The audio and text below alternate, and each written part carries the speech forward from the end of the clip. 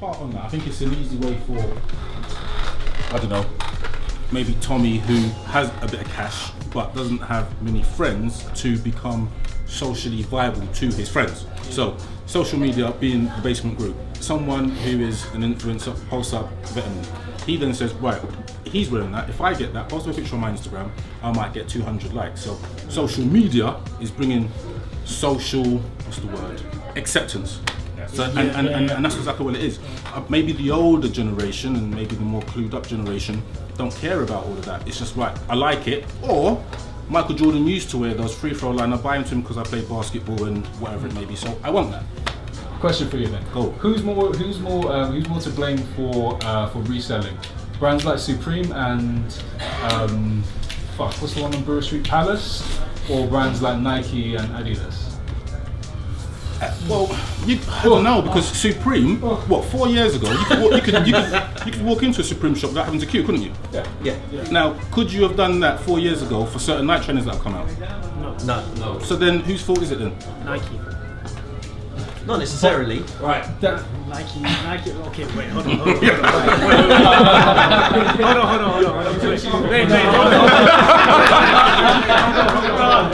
Hold on. Right. I think it's our own faults in some parts. Yeah, exactly. God, you're so Buddhist, aren't you? Blame someone, damn it. So trainers came out, we used to buy them. Trainers come out, environment around trainers changed. Okay, so I'm going to say a couple trainers, Raging Bull 5s, Patta Greens. Those two trainers, you had a week's window to walk in. Nah, I don't like this. Friday, oh, you know what's growing on me? Buy it for retail. Some you even buy on sale. Green Bean, Jordan 5s, anniversary Jordan 1s. It's our want that these brands saw. It's like, wow, let's now look on eBay. Wow, someone's selling this for 300. Like, this was a GR. So if they're doing that for a GR, what happens if we do make it more limited, do make it more desirable? If we didn't put that mantra there in the first place, whoever's doing brand research for these brands wouldn't be able to say, look, this GR is now going for bits. We feed the fire and add fuel to it. Now, you have set reseller groups where, when there is 28 pairs in size, a man puts it in that group, right, there's 28 pairs, let's go and lock it down. That's because that's 28 man trying to resell. It don't matter, it's in the community. No, that's not community. That's not a community. That's okay. Okay. Put it this way. If you want to put it that way, there's a community of resellers and there's a community of sneakerheads. Right. There's a very, very distinct difference between the two. What things about kick events do we like, do we appreciate or want to see more of? I think that's a massive one, because we all know what's going wrong or what we see that we don't like, but what do we appreciate about when these sneaker events roll by, or even what we see in the States with their sneaker events or Europe? What positives do we see out there? Okay. If there wasn't Facebook groups like UK 67, Prep City yourself, Sneaker Myth, London Sneakerhead Society, if it wasn't for these men bringing us together, like all of us trying to get together, we wouldn't be here today. So I guess the positives is actually meeting people that genuinely care. I think that's the only main positive left. All of these men that talk madness in some of these groups, like, sometimes when someone replies back to me in the group, like they're on a madness, I'm like this. I'm getting mad because I know if I saw them on the road, it's not even a thing where I'm going to beat them up. It's just these that men won't say the same thing. They can't. Yeah. They don't know Stingman Terry from Tottenham. They don't know the man from Dixon. Like, it's not that. So the frustration with them, man, is that, again, it's back to what they wear. The amount of money that they paid gives them social acceptability. Then they feel they can chat to man a certain way. If you are that age, you can't talk like, alright, big and serious. My dad is whatever his age. None of you could talk to my dad in any disrespectful way, because that's just how you lot are brought up. Yes. Them man, they might try a thing on a Facebook group. You see the same faces when you went to these events. It's like, yeah, I seen that brother last time. Like, he might know someone. You say cool. Now it's just like 14-year-old there, 12-year-old there. We're all big man. I'm not chatting to a 12-year-old. Like, no, real thing. I'm not gonna. I see a 12-year-old with head to toe Supreme. Like, I'm thinking, shit. Where'd you get your money from? But at the same time, I don't want to connect with you to be like, I remember you when you was wearing all that Supreme. I don't know about you guys, but I can't listen to all of Future's albums anymore. Like the whole album, just like 1 to 12 or 50, whatever numbers they're releasing now on one album. I can't do it. I just have to go back to where I came from. Do you know what I mean? And there's that thing where, as you get older, you end up in a little bubble, your own bubble of what it was relevant to you, stays relevant to you, and you carry that culture and you carry on with it. Same way you were saying, you go to drum and bass raves and all them kind of raves there. Those kids are not looking for those raves. You know, that's from a different era altogether. One, they can't get into the rave. Two, you know what I mean? Though? They're not. That style of music is not necessarily for them. And you wouldn't go to whatever was their scene or whatever they wanted to go to but couldn't get into just yet. It's that sort of thing where we're stuck in a bubble. But I think also what brands have done, which is, I really rate them for it, is back in the day it was all about, you worked in London, you lived in London, you could get everything, right? And there's that London envy, I call it London envy.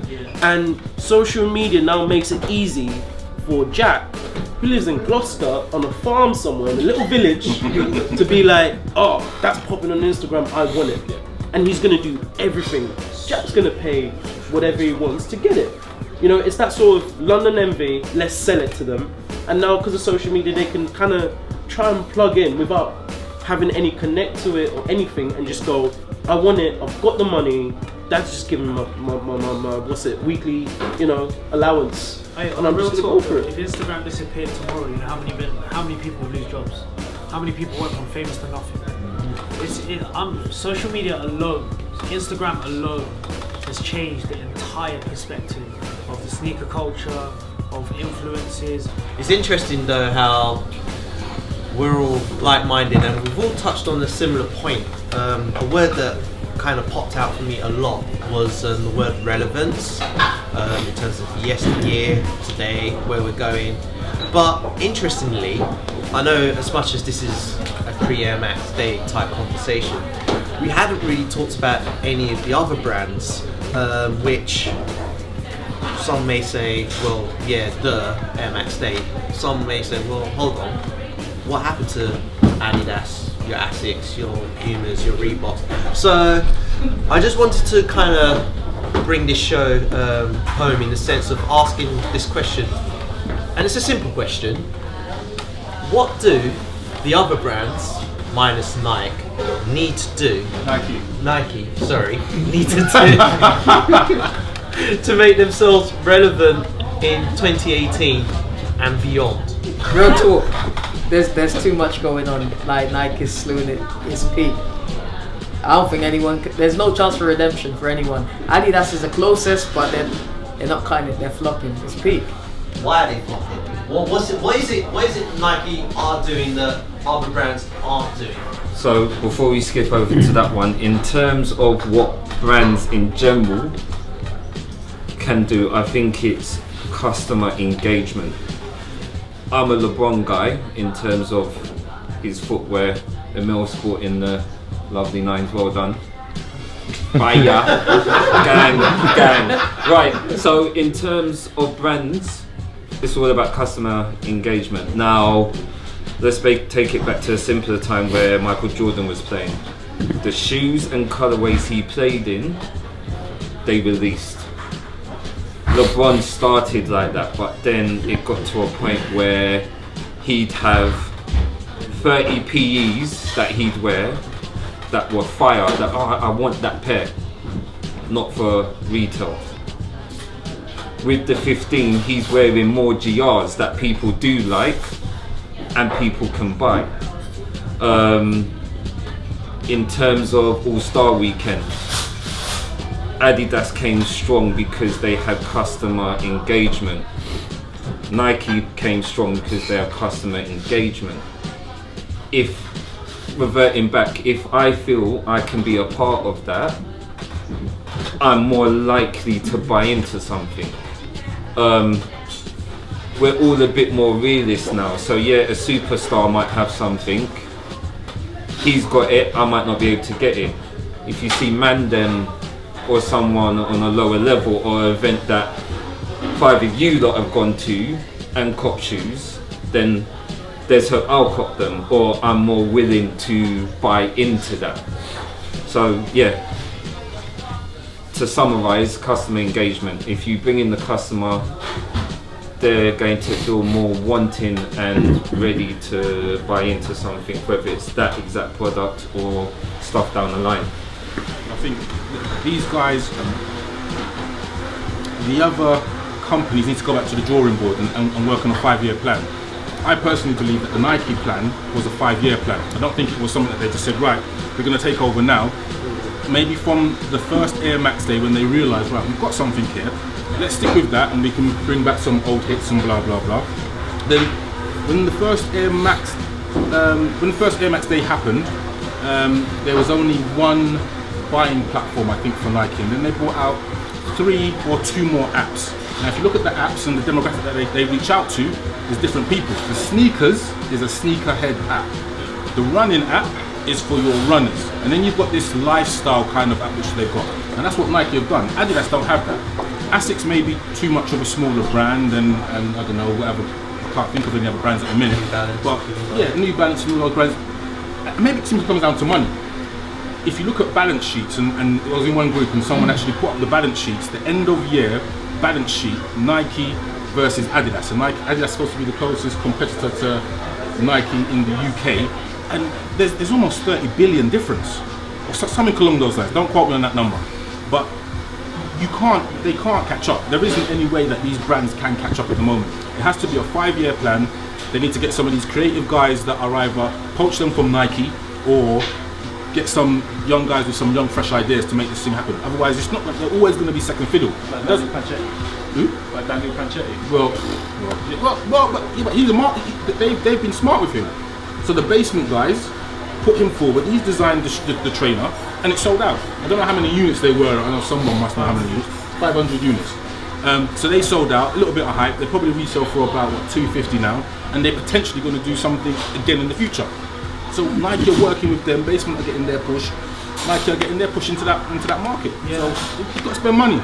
Just from me knowing a few people from that worked in Puma and whatnot, from feedback I was getting, is like that Fenty range was cool if you just want to get like whatever, the suedes or something like that, or the slides and that. But when it got to the actual clothing, mental. Like the oversized jumper will be like $5. No one's buying.